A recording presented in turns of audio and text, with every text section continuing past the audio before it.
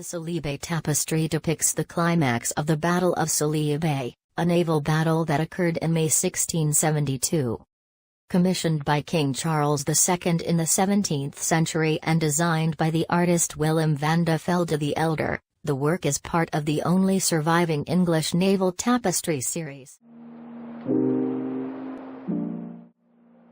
This tapestry is one of the first series of Solebay tapestries commissioned by King Charles II and his brother, the future James II, who was the Lord High Admiral. For him, this was the armada of his career. There was no clear victor. So perhaps the tapestries are a way of Charles and James claiming victory, woven in fine threads and displayed on a massive wall. The Battle of Solebay took place in 1672. It was part of the Third Anglo-Dutch War. In the foreground on the left, we can see the decisive loss of the battle, which is the burning of the Royal James. The designs for the tapestries were made by Willem van de Velde the Elder.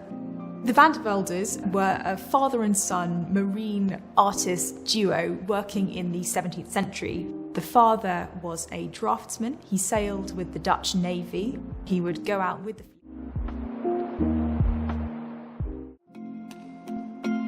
A tapestry is a basic weave structure, so you have a warp and a weft, and they basically are interlocking together in a plain weave. There's only been a few certain stratas of society who can afford tapestries.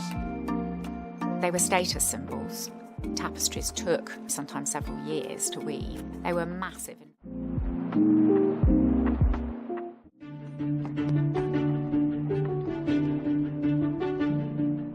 Willem van de Velde the Elder and his son Willem the Younger were the most important and influential marine painters of the 17th century.